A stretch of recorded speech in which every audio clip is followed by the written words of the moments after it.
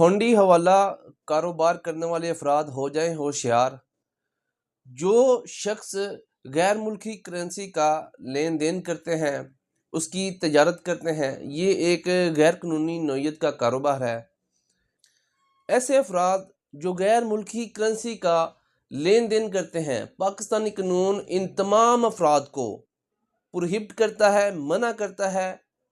जो लोग state bank of Pakistan से अथराइज ना है, ऐसे अफराद को पैसों के लेन देन से पाकिस्तानी कानून जो है वो मना करता है।